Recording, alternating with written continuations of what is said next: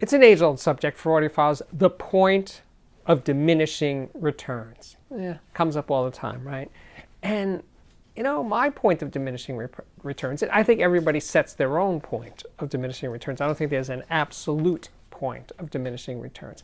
My point for diminishing returns is around $50,000, maybe in the 40 range. And I say that because, hey, I have a pair of fantastic TAD ME1 speakers. They're about $13,000 a pair. But was it almost like a year ago that I was at Rhapsody Audio in the city, in New York City, and I heard their Alta Hestia titanium speakers.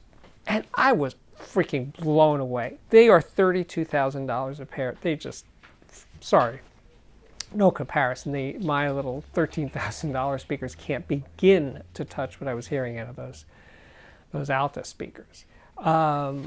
Over at Wes Bender's studio, when he had the Hanson Princes set up, which are around $40,000 a pair. Again, just, sorry, no comparison. Way better, way better than these TAD ME1s. So, yeah, I would say for me, it's closer to 50 grand. Now, when I hear the big Wilsons and the Magicos and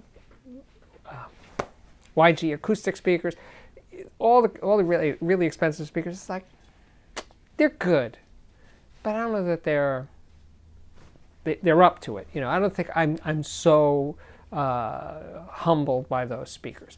And the thing is, yeah, they're really good, and maybe the problem is this, that with really high-end speakers, with $50,000 plus speakers, you know, it comes down to something like the bigger they are, the harder they fall. It's like when you're dealing with speakers at that level, I think it's really hard to demo them in a store environment where you're really hearing them at their absolute best. You know, I know some of you think that in stores they sound better than they could sound at home, and I don't think so. I think because the store, they're moving things around, they're adjusting things, they're moving speakers in and out of a room for a customer demo and stuff.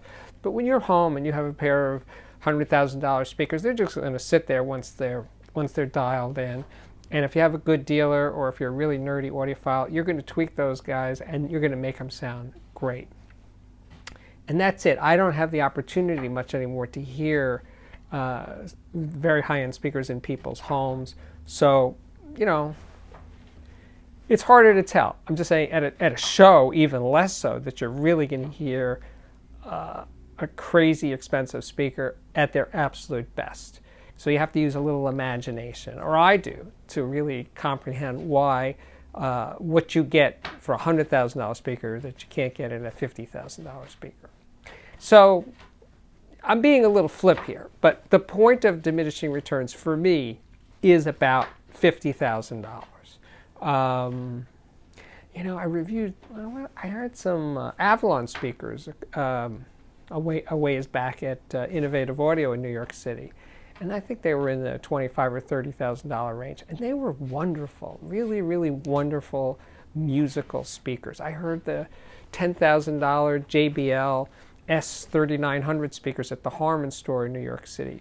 Wow, those are really great speakers. Is the JBL Everest, which I don't remember the price anymore, but it's way north of $50,000. Is it hugely better? I don't really know. I don't think so. But again, in my experience. So there you have it. In case you were wondering what the point of diminishing returns is for speakers, now you know. $50,000.